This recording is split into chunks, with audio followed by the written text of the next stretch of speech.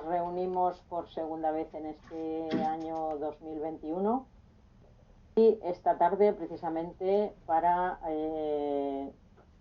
una conferencia que nos hablará, a diferencia de en otras ocasiones que hablamos de medicina, esta vez nos hablará de medicina en el arte. Es decir, que tendremos un rato de respiro y de oxigenación en este ambiente rarito que nos está tocando vivir durante esta etapa.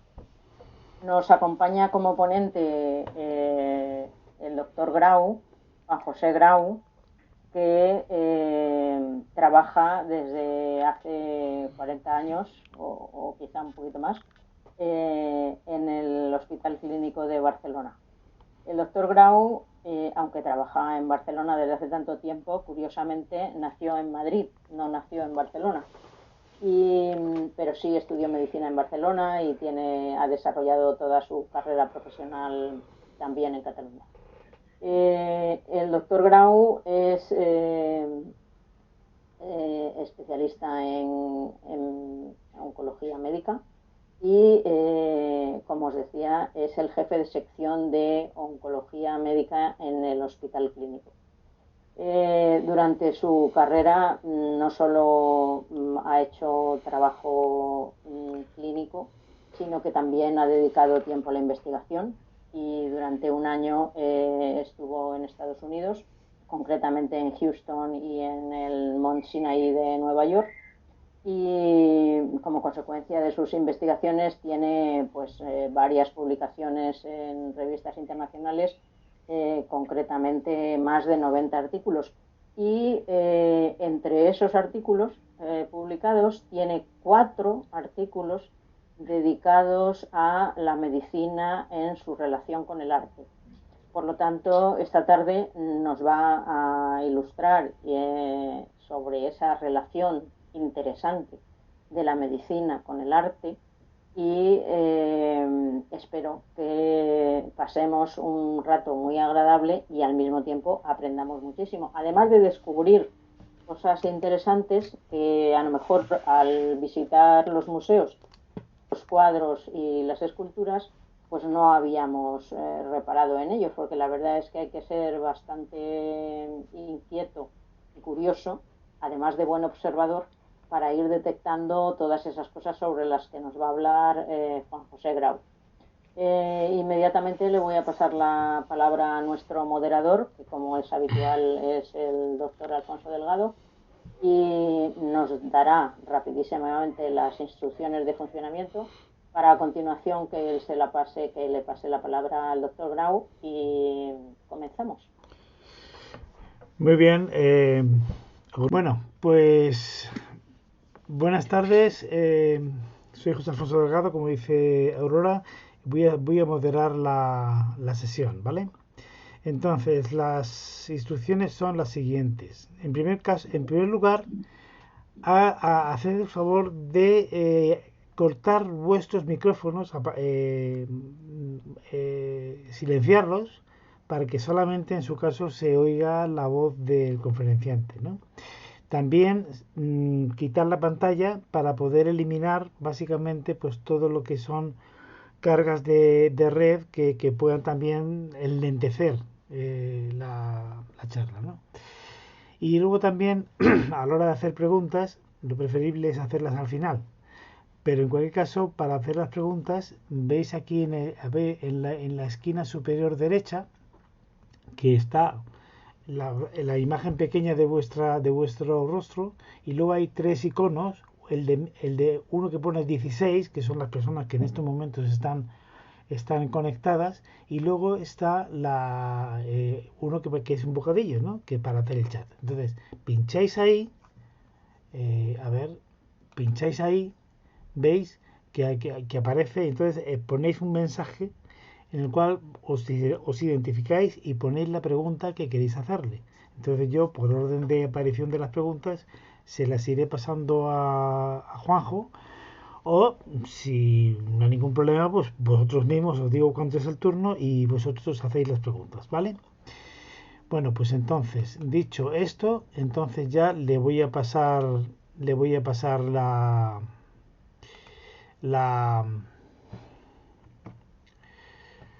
el testigo a Juanjo para que empiece ya su charla. ¿De acuerdo? Así es que, Juanjo, cuando quieras. Bueno, pues muchas gracias, Aurora, por tu amable presentación y muchas gracias a José Alfonso y a Juanjo Pelayo por invitarme a hablaros de ese tema de medicina y arte, que es uno de mis principales hobbies. Voy a poner la pantalla. Y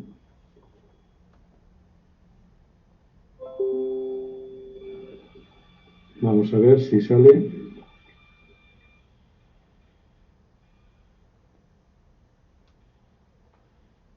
Vale. ¿Qué tal? ¿Lo estáis viendo? Perfecto. Pues sigo adelante. Bien. Como os decía, este tema para mí pues me gusta mucho. En los últimos 20 años me ha interesado mucho a raíz de alguna experiencia que luego os explicaré. Y al final, pues ya sabes, conforme vas avanzando en edad, te va gustando cada vez más la historia y la historia del arte y vas descubriendo cosas pues cada vez más interesantes. Mi presentación de hoy, en principio, os quiero, digamos, manifestar que un poco viene de que en el 2019 pues me junté con otros médicos y con historiadores del arte. Hicimos el primer curso en la universidad, curso de verano de la Universidad de Barcelona sobre medicina y arte, que tuvo bastante éxito. Y después ya quedamos, nos pidieron de repetirla en el 2020, pero ya sabéis lo que pasó. Por tanto, nos hemos quedado un poco colgados. Esto se debía a que yo ya en los últimos 20 años pues, me había interesado en investigar también en aspectos médicos que podemos observar en las pinturas y en las esculturas y digamos que en los últimos años, pues ya conforme voy investigando menos en el cáncer, pues voy investigando más en el arte porque al fin y al cabo es lo que me toca y un poco aquí vienen los resultados. Bien.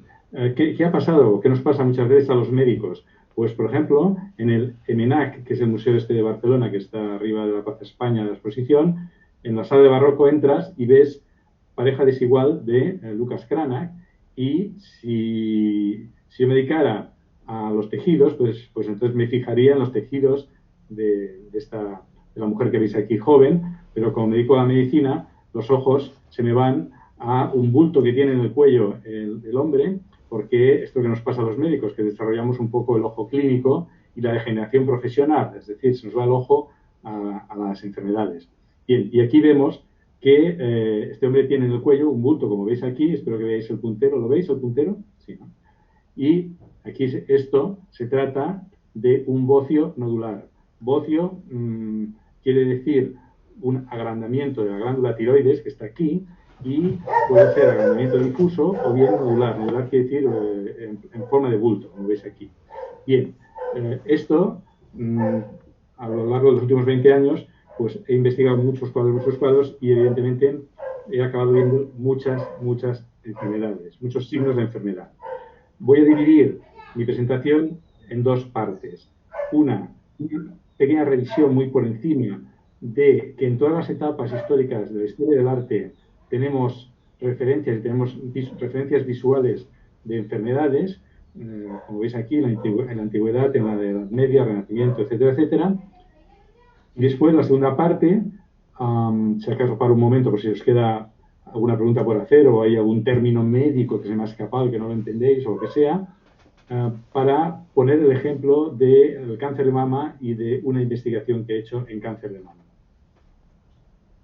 Empezamos con la edad antigua y nos vamos pues a la edad egipcia. Aquí veis que hacia el año 1400 antes de Jesucristo se hizo esta escultura que es una estela funeraria, y aquí a la derecha veréis dónde está ubicada, en qué museo está ubicada la obra, y más abajo veréis los síntomas o la enfermedad. En este caso está aquí plasmado, digamos, una parálisis de la pierna derecha de la figura debido a poliomielitis. Aquí la veis. Si comparáis esta pierna con la otra, veréis que está reflejando una atrofia de toda la musculatura, tanto debajo de la rodilla como por encima de la rodilla, y una parálisis de nervios que hace que no pueda levantar los dedos y no pueda caminar bien la persona, y esto se llama pie equino, porque ya veis que tiene esta forma así, pie equino, y es como andan los poliomielíticos. Esto no puede ser otra cosa que una infección por el virus de la poliomielitis, que es la que produce parálisis, digamos, y atrofias musculares en un miembro. Como sabéis, la poliomielitis ha sido casi erradicada en todo el mundo en los últimos años, pero ha sido una lacra incluso a lo largo del siglo XX. Todavía vemos por la calle a gente con estas atrofias y que caminan mal por este motivo. Pero bueno, lo curioso de aquí es que está perfectamente plasmada una poliomielitis pues 1400 años antes de Jesucristo. En la Edad Media ya sabéis que hay poco arte, digamos, pero principalmente nos encontramos con dos imágenes patológicas de enfermedad repetitivas. Una de ellas es lo que se llama la mano de predicador. Aquí la veis en la flecha. Esto, por ejemplo, es el ábside de San Climent de Taúl, pero que el original está aquí en el EMENAC, en el Museo de Barcelona, está hecho hacia el 1123. Y la mano de predicador se llama así porque en realidad el cristianismo quería mostrar su logotipo, digamos, con la mano plana y hacia adelante, pero resultaba que los monjes frecuentemente tenían parálisis de los dos dedos que veis aquí, del cuarto o quinto dedo, y a veces tenía también atrofia de estas prominencias que se llaman tenar y hipotenar, y esto caracterizaba a la parálisis o indicaba, digamos, que tiene una parálisis del nervio mediano y además una atrofia muscular.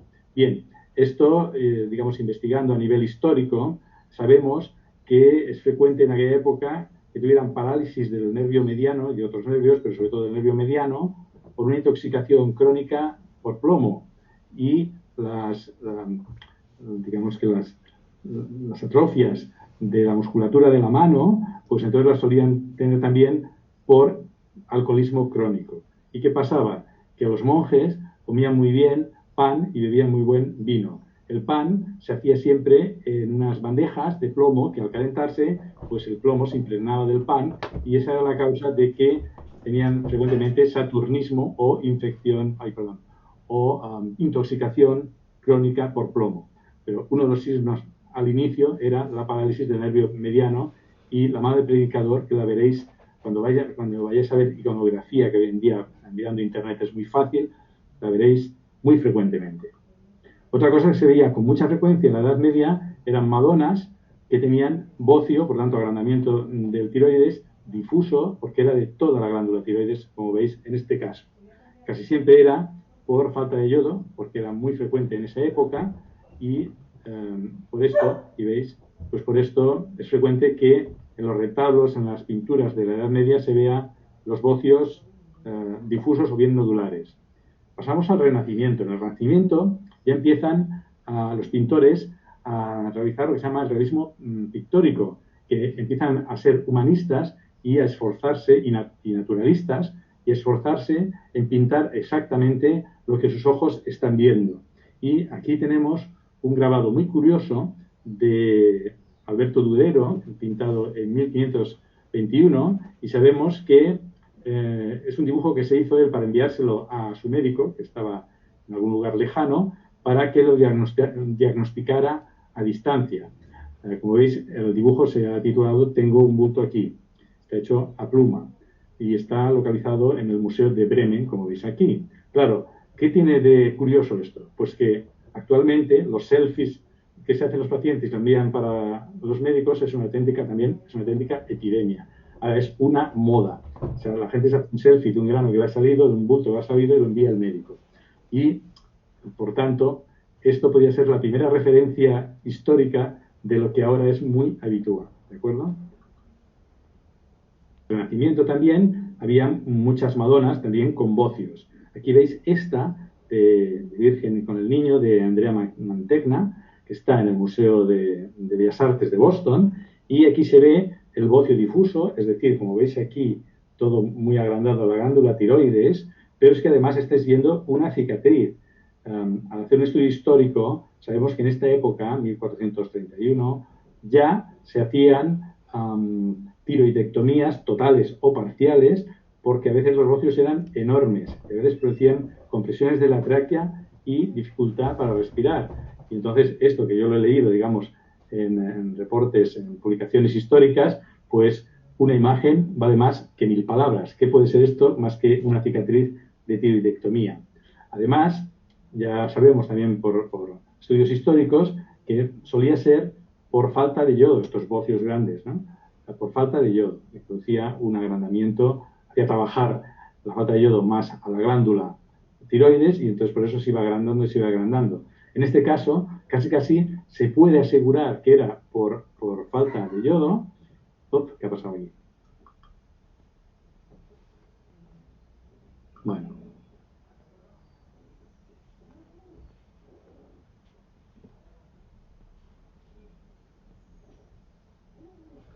No te preocupes que esto se corta, ¿eh? No pasa nada.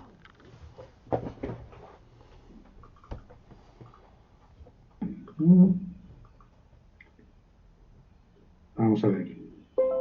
Vuelvo a empezar. Aquí estamos. Vale. ¿Lo veis bien ahora, no? Sí. Aquí se puede afirmar que está producido este bocio por falta de yodo, porque además se supone que la modelo estaba exhibiéndose con su hijo, y su hijo es un hijo que se llama macrofeto, es un niño muy grande, con cara que se llama adenoidea, así la nariz pequeña, la mirada un poco perdida, un poco gordote, una mirada un poco atontada.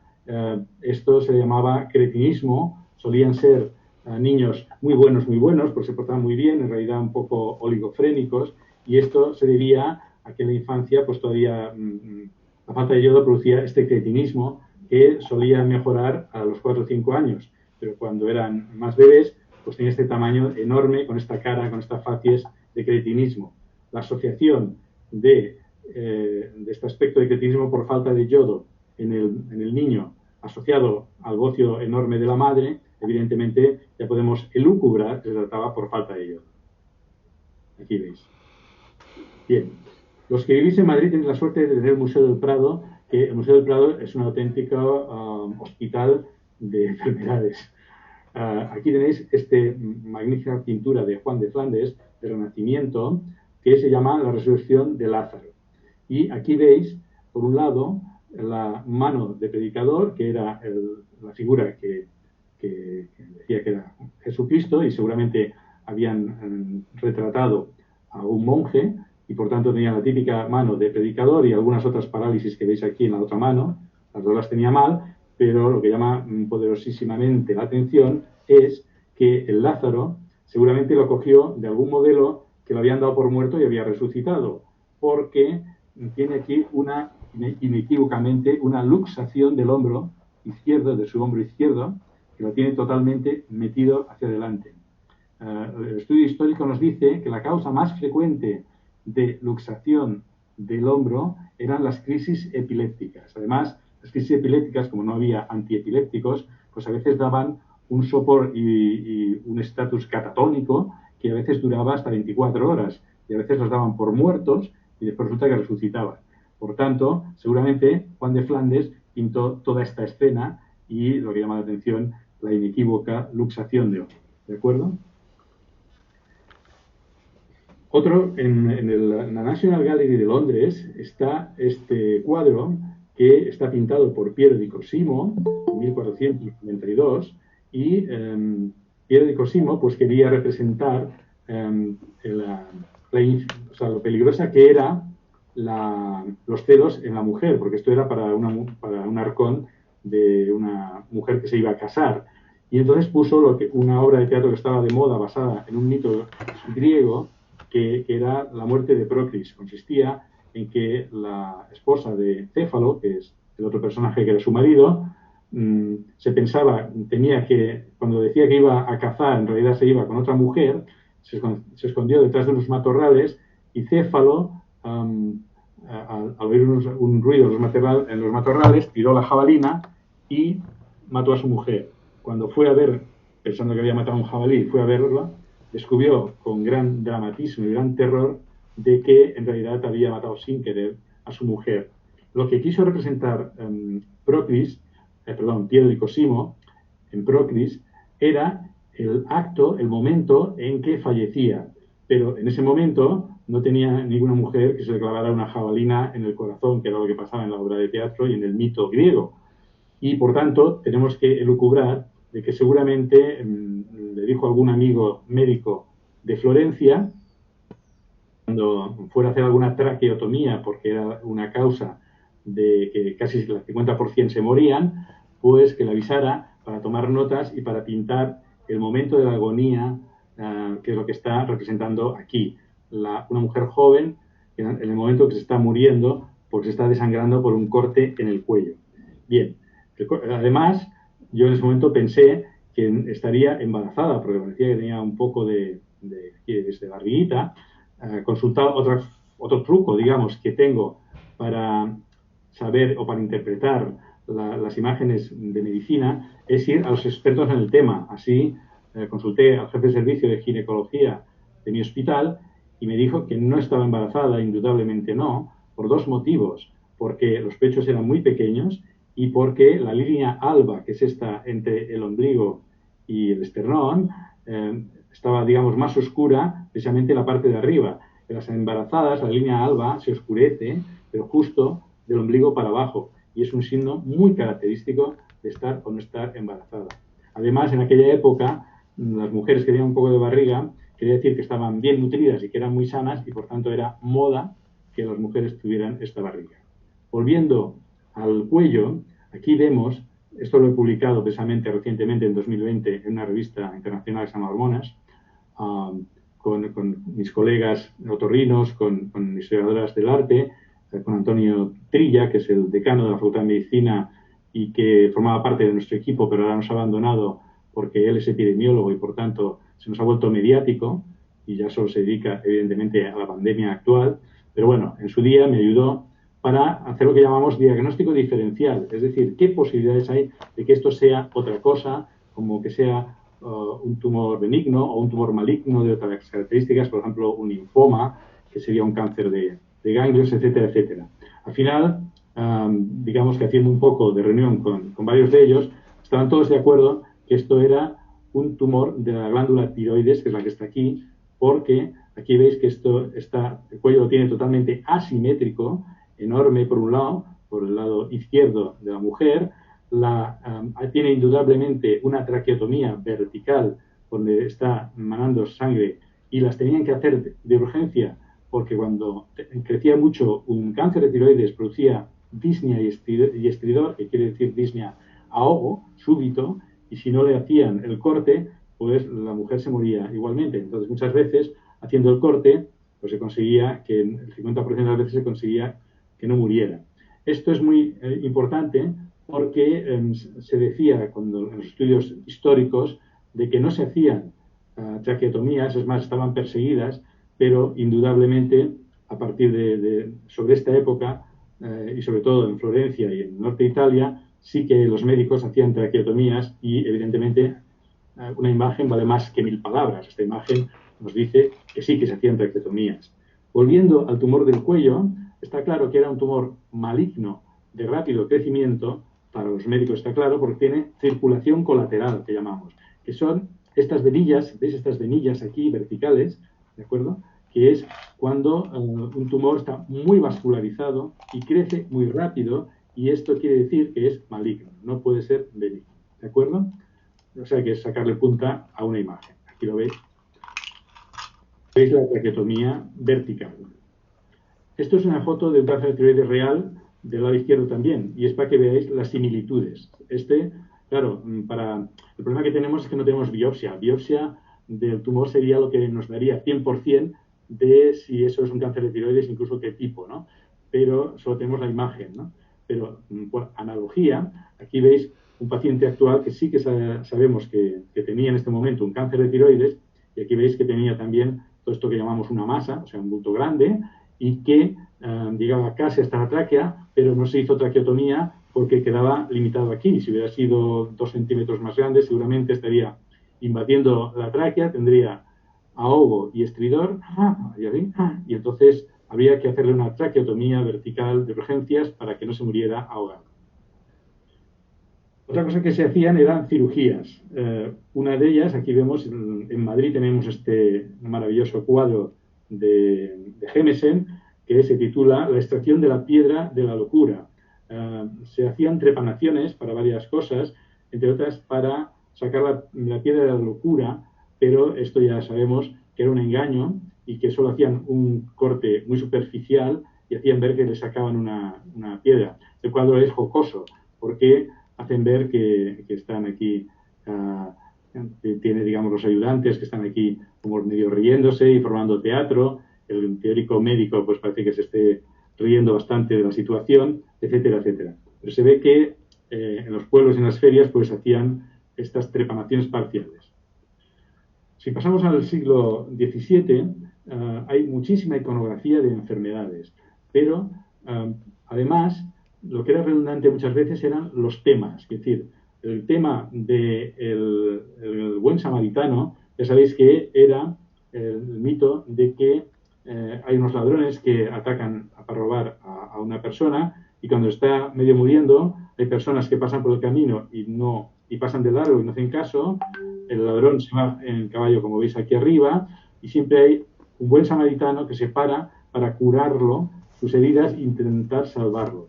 Esta era la representación de un médico que llevaba una botella con un líquido que cura las heridas, que es probablemente, viendo reportes históricos, aceite de argán, pero también de aloe vera y sobre todo de rosa mosqueta también utilizaban. En esta época se usaban habitualmente para curar heridas, sabemos que era antiséptico y cicatrizante, pero es que el aceite de argán todavía se utiliza hoy en día para las úlceras de decúbito de la gente que está encamada mucho tiempo, pero resulta que es uno de los mejores remedios para ayudar a curar la herida. Y, por ejemplo, en cuidados paliativos, pues decimos a la gente que se vaya al Mercadona, que compre aceite de argán y que la ponga en las úlceras de decúbito para curarlas.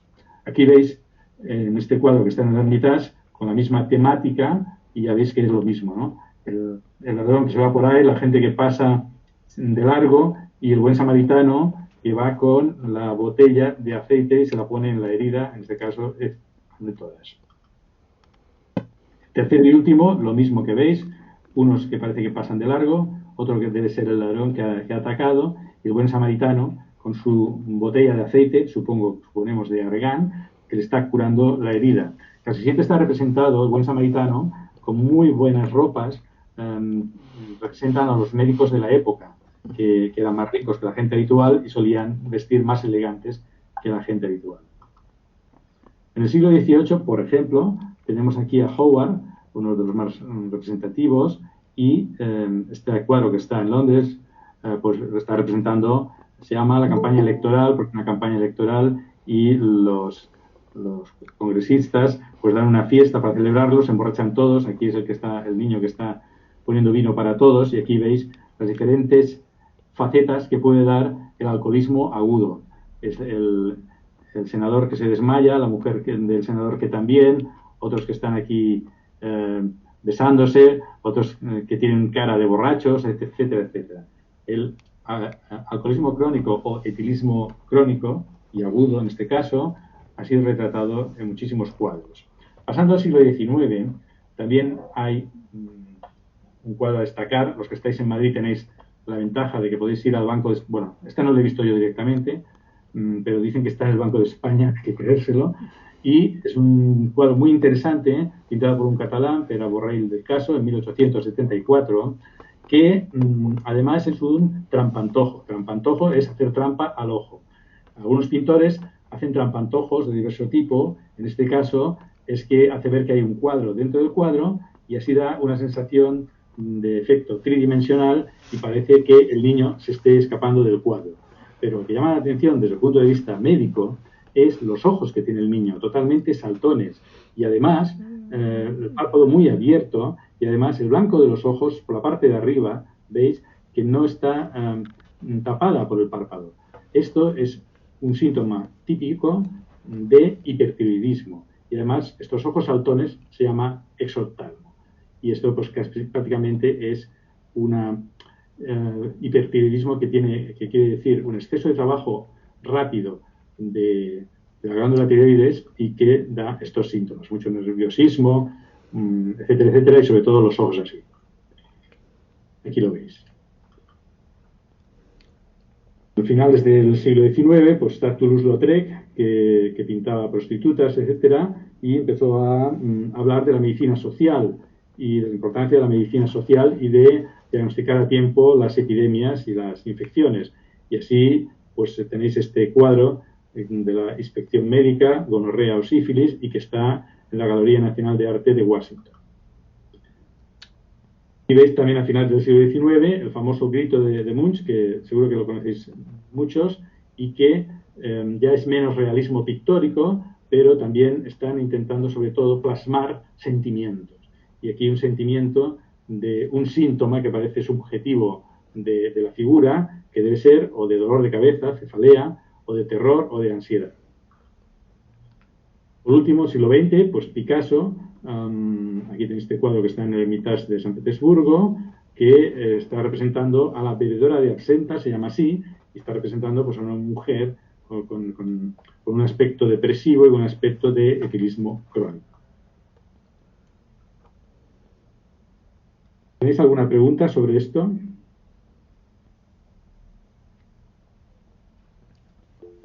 Pues yo creo que puedes seguir. Pues entonces entro en la segunda parte, que es el ejemplo del cáncer de mama.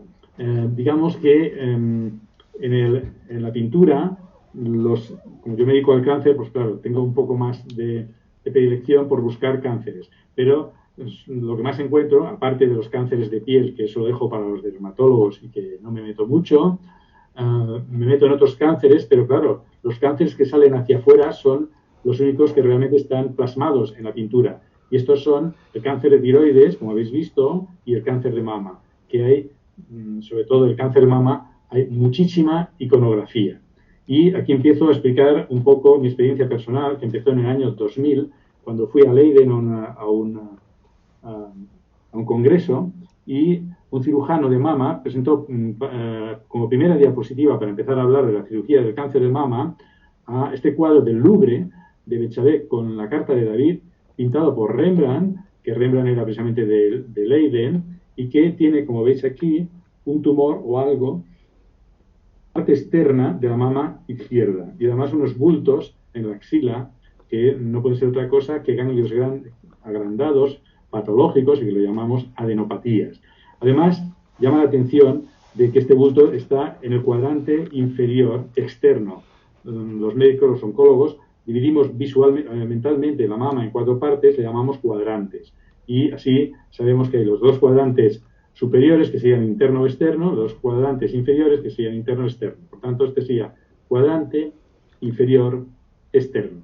En los cuadrantes inferiores es donde suelen surgir la segunda enfermedad más frecuente de la mama, la segunda enfermedad grave más frecuente de la mama, que no es benigna, sí que es benigna, pero también es grave, que se llama enfermedad de Monroe y que consiste en una tromboflebitis que suele ser secundaria a una infección aguda o crónica después de haber dado de mamar a un bebé y haber hecho una infección.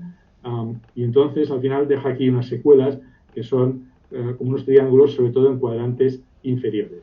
Esto iría más, aunque está publicado, yo en aquel momento empecé a investigar y vi que un tal Greco, un doctor Greco de Milán, decía que podía ser un cáncer de mama. Evidentemente estos son imágenes patológicas, pero ya me llamó la atención de que era más bien de la parte inferior. Y hay otro dato. Investigué, esta modelo era la segunda mujer de Rembrandt y después de haberla pintado aquí, todavía vivió 15 años. Por tanto, era muy poco probable que esto realmente fuera un cáncer de mama maligno. Al volver a mi casa de Leiden, desde Leiden, abrí los libros de historia de historia del arte que tenía en mi casa y descubrí las archiconocidas Tres Gracias de Rubens, que están en el Museo del Prado, y los ojos se me fueron aquí. Se me fueron a la mama izquierda de la modelo, que cuando la podáis ver en directo todavía se ve muchísimo mejor que vi, sobre todo, un signo directo de cáncer, que era como una coliflor aquí, como una úlcera enrojecida, con una hinchazón de la mama, con unos puntitos que le llamamos piel de naranja, con toda la mama retraída, la retracción, es decir, está más pequeña que la otra mama y tirada hacia la axila, hacia arriba, como si aquí tuviera una tumoración que además acaba saliendo en coliflor y que tira de toda la mama y sobre todo del pezón hacia el cuadrante superior externo de la mama izquierda de la figura, donde la mayoría de las veces, más del 75% de las veces, es donde surgen los cánceres de mama típicos y malignos. Además, se ve que tiene unos bultos en la axila, que suele ser cuando el cáncer de mama avanza hacia la axila. Por tanto, tenemos aquí unas imágenes que son prácticamente indiscutibles de cáncer de mama y menos de la enfermedad de Monroe, que sería la imagen anterior de Rembrandt. Además, este cuadro está lleno de enfermedades. Aquí veis una enfermedad que se llama el síndrome de Trendelenburg, porque era el autor que lo describió. Veis la columna desviada y veis una nalga más alta que la otra, y suelen ser esas mujeres y hombres que tienen una pierna más larga que otra y a lo largo de su vida hacen una desviación de columna. Hoy en día los ortopedas lo solucionan poniendo un alza en el zapato y entonces así equilibran y evitan estas torceduras de la columna que llamamos escoliosis, que producen dolores de espalda, etcétera, etcétera. Bien. Entonces yo me empecé a preguntar dos preguntas cruciales. Una, ¿sabía Rubens lo que pintaba? ¿Sabía Rubens si pintaba un cáncer de mama? Y entonces empecé a investigar y me parté un poco de, en aquella época, desde el Renacimiento, se empezó a hacer el realismo pictórico, que quería decir que los pintores intentaban plasmar exactamente lo que estaban viendo.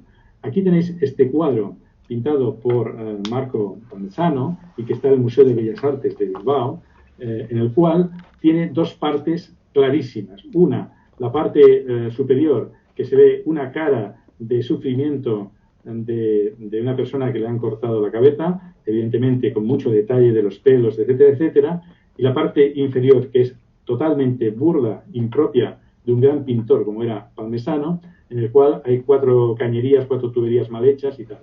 Hoy en día sabemos que con un escáner, como veis aquí a la izquierda, podemos ver cómo había, si el pintor hubiera visto un corte del cuello, pues tenía que haber pintado esto que veis aquí a la izquierda, lo que está en gris tendría que haber sido rojo por la sangre y en blanco la vértebra, que aquí se ha olvidado, no ha pintado ninguna vértebra, la tráquea que está aquí y que es ovalada y no es redonda, y aquí la ha pintado redonda, como si fuera una cañería, y las arterias que son arterias y venas que no suelen tener estas paredes tan gruesas como pinta aquí, que parece que sean cañerías reforzadas. Por tanto, para mí demuestra que realmente los pintores, después tenemos más demostraciones, lo que hacían eran auténticas fotografías, tenían sus ojos acostumbrados a hacer auténticas fotografías de lo que estaban viendo. Por tanto, si Rubens pintó unas imágenes de cáncer de mama, seguro que estaba viendo el cáncer de mama. Ahora bien, ¿sabía que era cáncer de mama Rubens o solo pintó una cosa rara que vio y empezó a pintarla? No, señor. Hoy en día, después de haberlo mirado mucho, estoy convencido de que sabía perfectamente que tenía un cáncer de mama y lo que era un cáncer de mama y la evolución que tenía y que iba a matar a la mujer que lo tenía. ¿Por qué? Pues porque en aquella época había muchos conventos de monjas, a veces de 1.000, de 3.000, hasta de 5.000 monjas, y las monjas, sin médico ni nada, sabían diagnosticar perfectamente un cáncer de mama, porque siempre tenían, en estos conventos tan grandes, la sala que se llamaba de Santa Águeda. Santa Águeda era la patrona del cáncer de mama, ya en aquella época, ahora también. Y era por el mito de Santa Águeda que en el siglo III era de Catania y el cónsul de Roma pues quería tener relaciones sexuales con ella, pero ella se había ofrecido su cuerpo a Dios y como no quería tenerlas, pues le cortó los pechos y la metió en la cárcel. Dice el mito que por la noche se le apareció San Pedro y le recompuso otra vez los senos. Después, como seguía sin querer acceder, pues le arrancó los ojos y vino San Pedro y se lo recompuso. Por eso Santa Águeda y Santa Lucía en realidad son la misma persona. Santa Lucía, como ya sabéis, es la patrona de los problemas de los ojos, y Santa Águeda o Santa Ágata es la patrona del cáncer de mama. Bien. Si los conventos de monjas todos tenían su sala de Santa Águeda, se llamaba así, como Rubens, que era un erudito y era un anatomista y sabía perfectamente el estudio del cuerpo, como uno iba a saber perfectamente lo que era un cáncer de mama. Solamente decir que en aquella época, además, estaba bastante de moda, por llamarlo así, pintar el martirio de Santa Águeda. Hay muchísimos cuadros de martirios de Santa Águeda. Y aquí veis este que está en el Museo Nacional de Escultura de Valladolid, muy interesante, en el cual vemos que se trata del martirio de Santa Águeda. Le están haciendo una mastectomía como martirio. ¿Por qué? Lo veis aquí, abajo, que lo hacían con una cizalla, una especie de tenazas cortantes que cortaban el pecho y después la pieza para que no sangre excesivamente. Esto se trata de un martirio porque, como veis aquí detrás, están martirizando a otro que tiene un hombre colgado, hay otros que parece que lo están matando, en fin, el cuadro no deja lugar a dudas. Pero es que hay otros cuadros, como veis aquí, este está pintado por Veronese y está en el Museo del Prado de Madrid, que veis una mastectomía derecha y yo digo que es terapéutica. Aquí lo veis. ¿Por qué? Está perfectamente hecha, seguramente con una cizalla igual, porque sabemos que hoy en día incluso los museos las tenemos, que usaban cizallas, pero es que aquí está en un ambiente relajado, agradecido, con un ángel de la guarda que la está protegiendo. Y cómo no, la botellita de aceite, probablemente de aceite de argán. Digamos que esta imagen nos da la sensación de que aquí no es un martirio, sino que aquí es una mastectomía terapéutica. Y los estudios históricos nos dicen que, por supuesto, que en aquella época se hacían mastectomías para curar el cáncer de mama, porque al menos en un 5% de las veces se curaba con mastectomía. Además, Rubens seguro que accedió a autopsias, porque las autopsias en 1640 o 1639, cuando pintó las Tres Gracias, pues ya hacía casi 100 años que se estaban realizando. Fijaros, Felipe II las autorizó en Holanda el 13 de mayo de 1555, las autorizó porque ya se hacían habitualmente, no hacían ni caso, y se hacían. Y se inició como práctica regular autorizada desde 1578. Esto lo vemos, por ejemplo, en la lección de anatomía del doctor Willem van der Meer, que aquí veis que está en Delft, en el Museo de Delft, y que se ve una autopsia de un ajusticiado.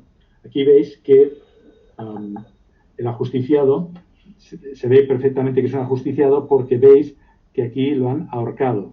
Y entonces lo ahorcaban generalmente el sábado y el domingo por la tarde iban los nobles del lugar, adinerados, para ver una lección de anatomía.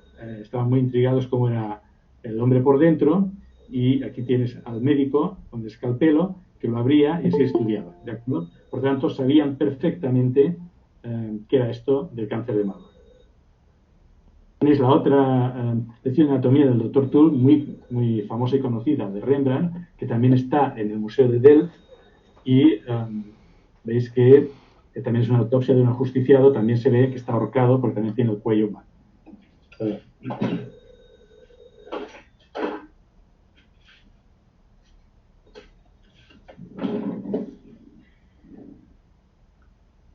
Bien, el cáncer de mama, ¿era realmente un cáncer de mama? Pues fijaros, el cáncer de mama, su historia natural es la siguiente. Suele salir en el cuadrante superior externo, en este dibujo es en el lado derecho, y va avanzando hacia la axila y agranda los ganglios de la axila, después se va por otros lados y más tarde, al cabo de meses o años, se pasa a la sangre, principalmente a los huesos, y eso hace que la mujer muera con grandes dolores óseos. Aquí veis un cáncer avanzado localmente de mama, que suele tener este aspecto, en el cuadrante superior derecho, se va a la axila, etcétera, etcétera. Hoy en día, con las mamografías desde el siglo XX, sabemos que además tiene este aspecto espiculado, que son tractos fibrosos que tiran de la piel hacia adentro, hacia el cáncer de mama. Concretamente, aquí veis una mamografía de perfil, aquí veis el pezón, y aquí veis cómo tira del pezón para adentro. Aquí veis otros signos indirectos del cáncer de mama, es que hace un engrosamiento de la piel, hay los tractos fibrosos que veis tirando para adentro, etcétera, etcétera. Y volviendo aquí a esta mamografía del lado derecho, veis que se ven también los ganglios agrandados de la axila izquierda. Aquí lo veis, ¿de acuerdo? Entonces, ¿qué pasa? Que cuando estos tractos fibrosos tiran hacia adentro, antes hacen como un pocillo hacia adentro que le llamamos una umbilicación. Y más tarde, si sigue creciendo el cáncer, porque entonces no había ni quimioterapias ni nada, pues acaba saliendo por esta umbilicación hacia afuera y saliendo como una coliflor y más tarde se infecta, etcétera, etcétera. Estos casos se ven, ya no se ven, pues ya no se deberían ver, pero aquí veis que esto se vio nada menos que en el país en junio del 2018. En Venezuela no tenían quimioterapia y entonces las mujeres con cáncer de mama acababan teniendo, es un cáncer de mama avanzado que está invadiendo toda la mama. O sea que esto después toca que se ulcere y por eso las monjas en los conventos apartaban en la sala de Santa Ágata o Santa Águeda a las mujeres con cáncer de mama para evitar los malos olores, para curarlas y consolarlas, ¿de acuerdo? Por eso las apartaban del resto de monjas. Fijaros, esto es un caso que yo hace 30 años, personal, una mujer que fue diagnosticada de cáncer de mama por biopsia. Aquí ya sabemos perfectamente que tenía un cáncer de mama en el cuadrante superior externo, era una señora un poco obesa y tenía esta umbilicación hacia adentro, como veis, ¿de acuerdo? Que tiraba el tumor hacia adentro. No se quiso operar y entonces, aquí veis la umbilicación, no se quiso operar y entonces esta umbilicación al lado empezó a crecer el tumor hacia afuera. Evidentemente por palpación veíamos que por dentro el tumor se había agrandado mucho más y se venía a crecer por fuera de la piel, como veis aquí. No se quería operar. 6 meses más tarde vino y ya veis, otra vez, el crecimiento hacia afuera ya era mucho más grande. En este momento ya se dejó operar, pues ya se asustó y por tanto ya no tengo más evolución. Ahí se acabó el tema. Pero si no se hubiera querido operar, pues esto se hubiera ulcerado, hubiéramos visto ganglios agrandados en la axila, que aquí no los vemos porque está muy obesa, están tapados, pero se palpaban, se tocaban duros como piedras. Por tanto, es el crecimiento normal de un cáncer de mama. ¿Por qué os explico esto? Bueno, primero decir que Ana de Austria, la reina regente de Francia, tuvo un cáncer de mama que estuvo muy bien documentado y que vivió durante 5 años. La cuidaron el doctor Parés y el doctor Seguín, que era de Barcelona, y duró 5 años de que empezó un tumor pequeñito. O sea, está descrito que empezó con un tumor pequeñito, después se fue haciendo grande, se ulceró, con malos olores, le fueron haciendo mastectomías parciales, o iban quitando trozos de tumor, etcétera, etcétera, pero con ello sabemos que su cáncer duró 5 años. Hoy en día sabemos que el promedio o la mediana desde que se sale para afuera el bulto de cáncer de mama hasta que se mueren sin tratamiento es de 2 años y medio, digo de media. Eso quiere decir pues, que hay algunos que pueden durar hasta 5 años perfectamente. Volviendo a Rubens, publicamos en el 2001 pues este descubrimiento de que en las Tres Gracias estaba perfectamente pintado un cáncer de mama. También lo publicamos en el Breast Cancer Disease of Treatment, una revista americana, y también una revista española internacional que se llama Medicina Clínica, y aquí apuntábamos que tenían los signos directos de cáncer de mama, ulceración, como veis aquí, proliferación en coliflor, el eritema, que quiere decir el enrojecimiento, la umbilicación de la piel, la retracción del pezón hacia la axila, aquí veis el pezón tirado para arriba, la reducción del tamaño global de la mama, signos indirectos de mama. ¿Quién era esta modelo? Pues esta modelo probablemente era Susana Forment, que era la hermana de la segunda esposa de Rubens, que era Elena Forment, y que era la modelo habitual de Rubens, porque era la hermana mayor. Entonces, tenemos este famoso cuadro de Susana Forment, sabemos que era ella, y en principio por el aspecto físico, en este momento era cuando se casaba y era mucho más joven que en las Tres Gracias, y tenía los mismos pendientes que tenía la mujer de las Tres Gracias. También llama la atención que en el mismo Museo del Prado y muy cerca de las Tres Gracias tenemos este otro, también pintado por Rubens. Por cierto, que aquí veis que yo siempre me acompañaba de otros autores, entre otros Matías Díaz Padrón, que era el curator, era el conservador del Museo del Prado dedicado al barroco y por tanto dedicado a Rubens, que evidentemente conté con su colaboración para que todo lo que yo dijera sobre la historia del arte fuera cierto y no me pasara y tuviera una repercusión internacional. Aquí veis que hay esta umbilicación en este cuadro, Orfeo y Eurídice. En este otro, Diana y sus ninfas perseguidas por Sátiro, que también está en el Museo del Prado y es muy grande, llama la atención de que esta modelo, fijaros que tiene aquí esta umbilicación en el cuadrante superior externo de la mama. Esto no puede ser otra cosa que la indicación de que ahí dentro tiene un cáncer de mama. Probablemente era la evolución en varias etapas de la modelo habitual de Rubens.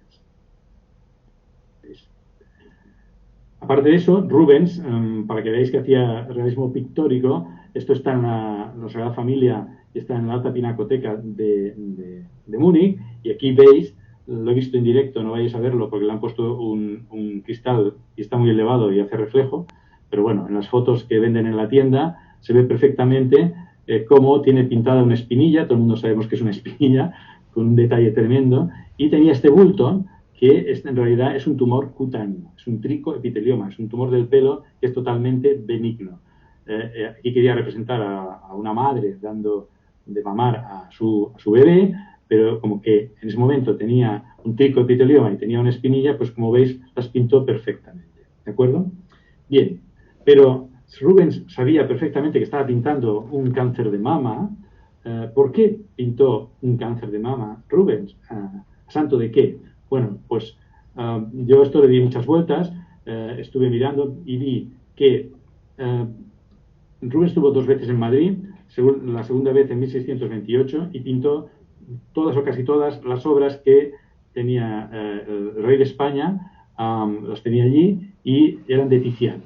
Entonces Rubens era admirador de Tiziano, entonces copiaba sus cuadros. Aquí veis, esto es una foto directa del Museo del Prado, están los dos juntos, y aquí veis el cuadro de Tiziano, Adán y Eva, o el pecado original, y aquí veis el pintado por Rubens. Y así veis que lo que pinta principalmente es el tema, no quiere imitar 100% a Tiziano, pero sí que quiere imitar el tema del pecado original.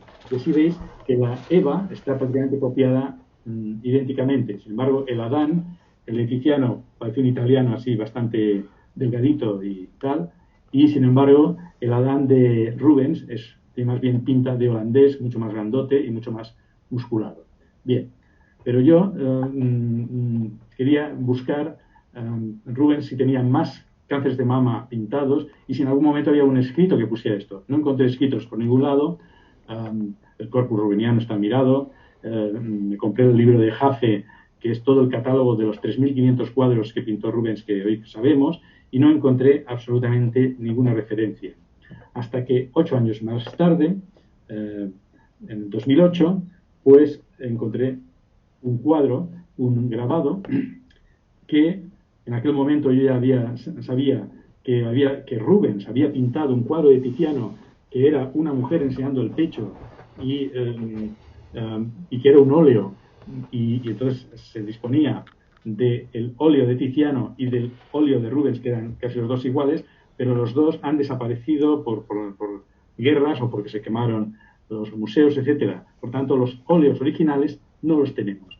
Pero Lucas Bostermann era el grabador oficial de Rubens y lo grababa, era como si fuera el que hacía las fotocopias. Entonces hizo una fotocopia del óleo original de Rubens y fue esta mujer que veis aquí.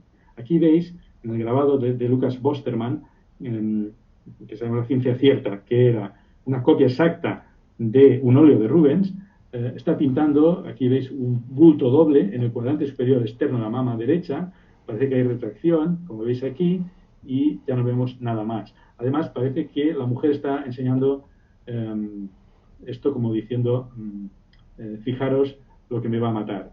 Bien, lo que sabía Rubens en aquel momento era que lo había pintado Tiziano como homenaje a su hija Lavinia, que se murió a los 50 años, por tanto no de parto, decían que sí de la peste, porque se decía de todo, pero se murió de una enfermedad lenta y dolorosa, y se murió antes que el mismo Tiziano, ¿de acuerdo?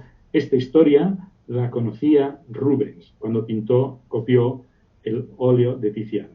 Bien, todo esto nos dice, esto tiene pinta evidentemente de cáncer de mama, de tumor maligno de la mama, pues todo esto nos dice que quizá la idea de Rubens era copiar el tema, la temática de Tiziano. Aquí veis el cuadro, el grabado de Lucas Bosterman, copia de Rubens, y aquí veis a Lavinia Tiziano, que era la segunda hija de Tiziano, y cuando era mucho más joven. Y aquí veis que hay muchas coincidencias. Para mí la facies es muy parecida, el peinado también, y evidentemente se podía discutir, alguien ha dicho de que podía ser la mujer de Tiziano, pero para mí claramente es Lavinia Tiziano. No es Emilia, que era la otra hija y que no se parece prácticamente en nada. Por tanto, y para finalizar, yo emito la hipótesis, hemos llegado a la hipótesis con mis compañeros investigadores de arte, de que Tiziano pintó el campo. Porque Tiziano además sabía en 1574 que los cuadros que él pintaba para los reyes iban a pasar a la posteridad y que se iban a ver durante siglos y siglos. En sus conversaciones y escritos con Aretino, que era su representante, pues hablaban de este tema. O sea, que sabía perfectamente que si pintaba una mujer la iban a ver como la iban a tener los reyes poderosos, pues la iba a perdurar durante siglos, ¿de acuerdo? Por tanto, esta idea la tenía Tiziano, y es muy probable que la única vez, una de las pocas veces que pintó a su hija Lavinia fue como homenaje para que enseñara qué es lo que la iba a matar, porque la mujer se murió muy poco después de este año. Bien, entonces probablemente esta historia la vio Rubens en el Museo del Prado, cogió la idea y pintó además el cuadro idéntico que ha desaparecido, pero después sabemos que las tres gracias las pintó Rubens al final de su vida, probablemente en 1639, como homenaje a sus modelos. Y así, esta decía que era una que era la primera mujer de Rubens, la otra era Elena Forment, segunda mujer, y la de la derecha probablemente sería la otra modelo habitual, que era Susana Forment, que es la que murió poco después de 1639. Además, Rembrandt también copiaba las temáticas de Rubens. Por tanto, Rembrandt probablemente, cuando su segunda mujer tuvo estas tumoraciones, estos bultos en su mama izquierda, pues la representó en Betsabé con la carta de David, que está en el Louvre. Para mí, esta sería la idea de que por qué Rubens pintó un cáncer de mama, porque quería imitar la temática de Tiziano, y por qué Rembrandt pintó un bulto, un tumor en su segunda mujer, probablemente para imitar la temática de Rubens. ¿Cómo podíamos saber exactamente si esta teoría, esta hipótesis es cierta? Pues yendo a la tumba, se puede hacer hoy en día esto que estoy explicando, yendo a la tumba de Susana Forment, quedarán los huesos, y en los huesos hoy se puede hacer ya paleogenética, es decir, el ADN se puede extraer y se puede ver si tiene una mutación del gen que se llama BRCA, que probablemente lo pudiera tener mutado y positivo, puesto que sabemos que murió muy joven, de los 29 años, 30 y pocos. Y cuando una mujer muere por cáncer de mama, y más en Holanda, probablemente sea un gen hereditario familiar por mutación del BRCA. Por tanto, se podría ir a la tumba, hacer una biopsia de huesos y analizar hoy en día y saber al 100%, a ciencia cierta, si realmente murió de un cáncer de mama. Hoy se podía saber. Solo hay un pequeño problema, lo digo porque lo estamos buscando e investigando, que es que no encontramos dónde está enterrada. Pero en fin, todavía no hemos tirado la toalla y espero algún día a ver si podemos dar alguna grata sorpresa. Y nada más, muchas gracias por vuestra atención y estoy a vuestra disposición para las preguntas que queráis hacer. Pues muy bien, Juanjo. Me ha parecido, yo me he quedado sorprendidísimo de la exposición que has hecho, porque creo que cuando uno va a un museo y ve las pinturas es difícil, lógicamente, fijarse en ese tipo de detalles, ¿no? De todas formas, vamos a ver cómo está el tema de las preguntas. A ver, yo te iba a hacer una pregunta que es la siguiente. ¿Se podría trazar la historia de la medicina sobre la base de la pintura? Es decir, o podría ser coadyuvante a todo lo que es la literatura, los documentos escritos, etcétera. Es decir, ¿hasta qué punto la historia de la pintura supone un arsenal iconográfico de las enfermedades que ha sufrido la humanidad desde que tenemos noticia? Pues indudablemente sí, indudablemente sí. En realidad, las pinturas que tenemos hoy en día y las esculturas también son auténticos atlas de medicina desde la antigüedad. O sea, yo tengo una iconografía de cáncer de mama, yo que sé, y de enfermedades que es 10 veces más de lo que os enseñamos. Si os ha parecido que tenía muchas, no. Tengo más de 10 veces más, no las he contado, ¿no? Tengo infinidad. Es más, a veces cuando hemos investigado en historia, no historia del arte, sino en historia, qué pasó con este, qué pasó con el otro y no sé qué, y no concuerda lo que dice la imagen con lo que dice la pintura. Por ejemplo, en el caso de Rembrandt, que pinta a su segunda mujer y le pinta dicen que es un tumor, a mí me parece que más bien es una oquedad, ¿no? Como una cosa que se metía para adentro, y en cuadrantes inferiores de su mama, y después sabemos seguro que sobrevivió 15 años a ese cuadro, pues prácticamente, por mucho que haya autores que digan que se murió de cáncer de mama, pues habría que ponerlo en cuestión, ¿no? Porque igual después sale un cáncer de mama por pura casualidad en el mismo sitio. Pero sí, lo que está pintado en Becharé con la carta de David, para mí, es una tromboflebitis de la arteria mamaria que se llama enfermedad de Monroe. Ajá, muy bien. Tenemos una pregunta de Pilar. Pilar, pues hazla tú ya directamente. Hola, buenas. Bueno, te había escrito directamente, había escrito que te contrataba de guía para mis próximas visitas de museos, ¿vale? O sea, eso lo primero, extraordinario, ¿eh? O sea, detalles que vamos... te fastidio porque no te dejo ver lo bonito del cuadro y te vas directa, el ojo se te va directo. No, porque el nunca se me hubiese ocurrido pensar que la iglesia de Taúl, que el Pantocrátor estaba representando esto. Sí, pero sí. Luego, dicho esto, o sea, muchísimas gracias, me ha llamado la atención y no sé si es porque es casual esta charla o porque es así a lo largo de la historia, que mayoritariamente, al menos las imágenes que has mostrado, eran de enfermedades de mujeres. Entonces, mi pregunta es si es que era porque la mayoría de los pintores hombres les daba por hacer de mujeres, porque los hombres no podían hacer, no era costumbre que hiciesen de modelos, es decir, no lo sé, si es casual o porque es porque... No. Digamos, en esta charla ha sido casual. Vale.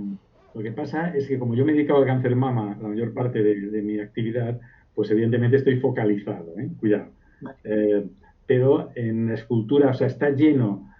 Si yo hubiera sido traumatólogo, pues hubiera machacado con heridas de guerra, amputaciones, en fin, mucha traumatología.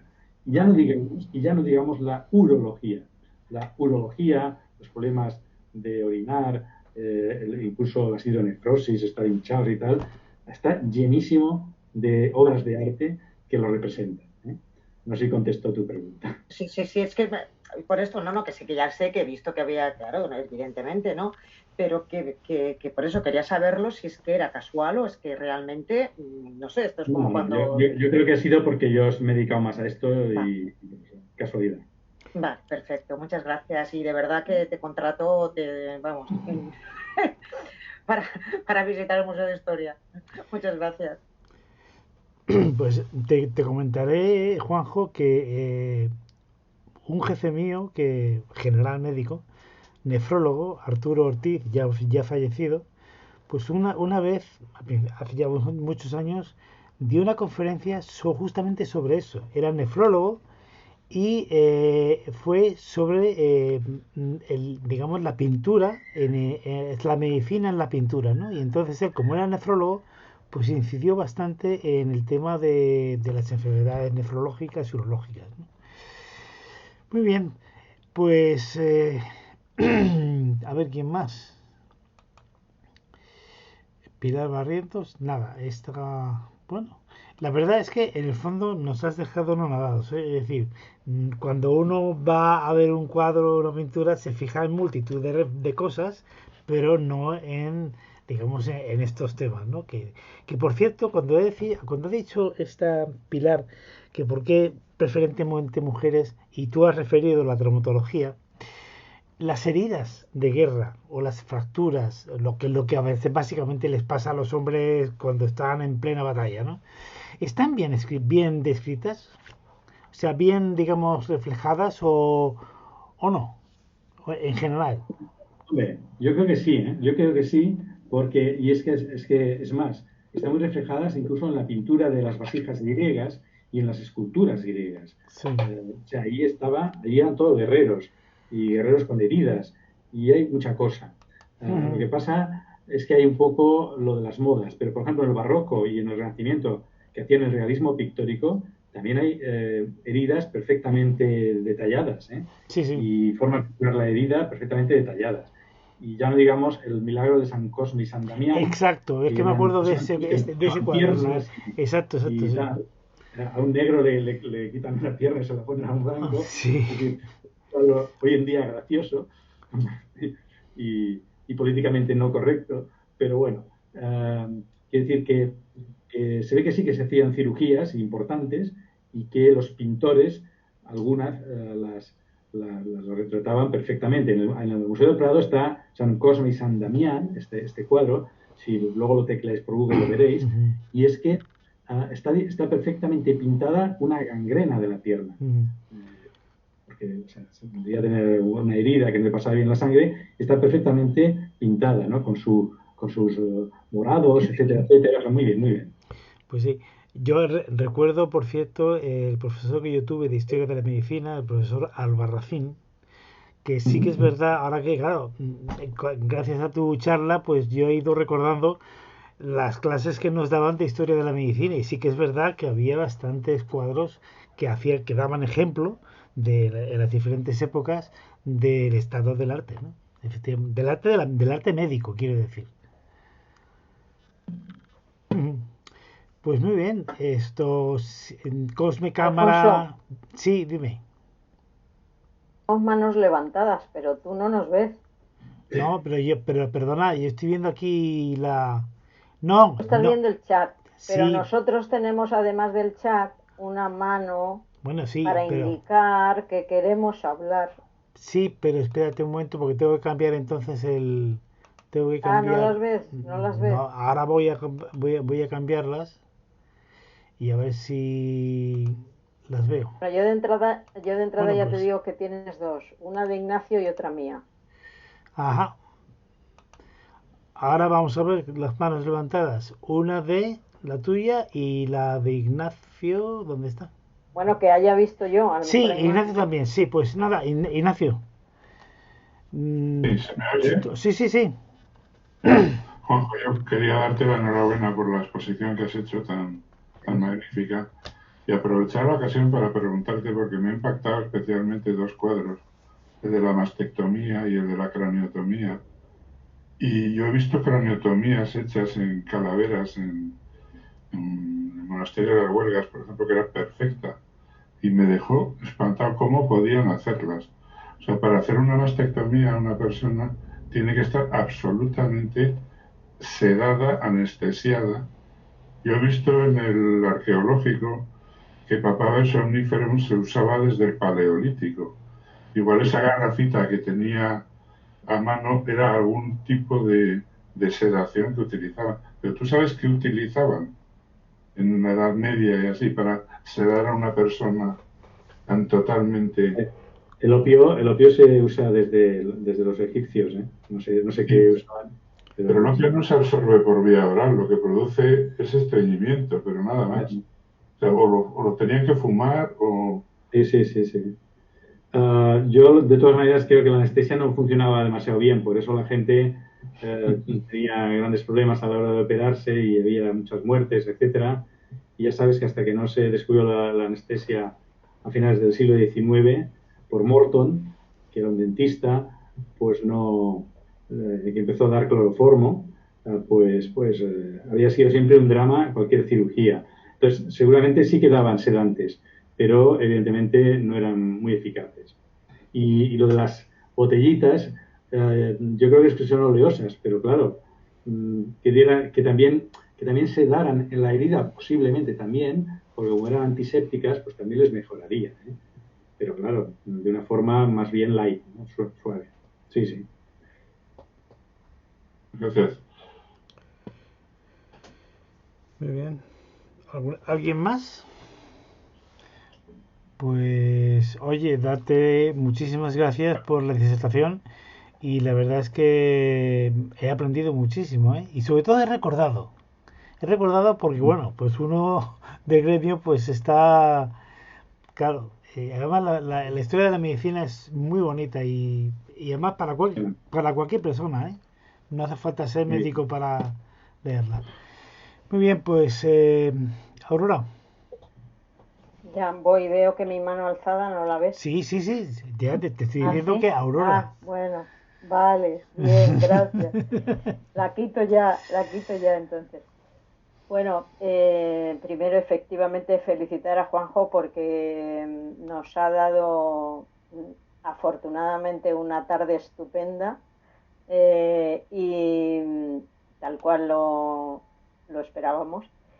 Y también le quería preguntar sobre este asunto de que los pintores hayan recogido desde tiempo tan antiguo las disfunciones del tiroides. Me ha resultado verdaderamente sorprendente porque, y además que lo hayáis distinguido de esta manera tan precisa, porque efectivamente uno ve el cuello de alguien que está más inflamado de lo habitual y piensa, pues será que este señor es más gordo que los otros.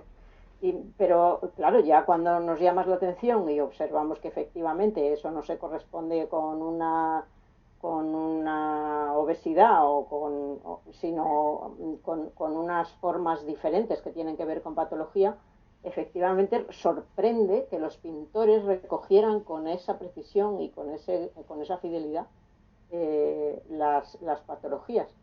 Y ahí me ha surgido la duda de cómo es que estando documentadas las disfunciones del tiroides desde tan antiguo, porque imagínate que los cuadros que nos has puesto, algunos son antiquísimos, ¿eh? Y Sí. aparecía ahí el bocio.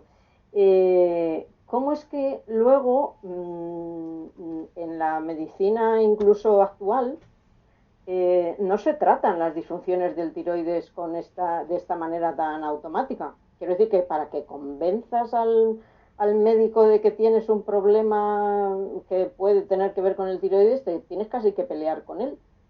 O sea que, ¿a qué crees que se deba esa disparidad? Mira, has hecho una observación muy certera. Digamos que históricamente y por dibujos sabemos que la glándula tiroides la conocen desde Avicena en el siglo II y ha sido dibujada muchísimas veces y se habían hecho pruebas de traqueotomías, etcétera, pero entonces no se sabía para qué servía la glándula tiroides. Se empezó a saber para qué servía a finales del siglo XIX y casi principios del XX. Y desde entonces siempre se ha conocido su existencia, pero no sabían para qué servía ni por qué a veces se agrandaba mucho.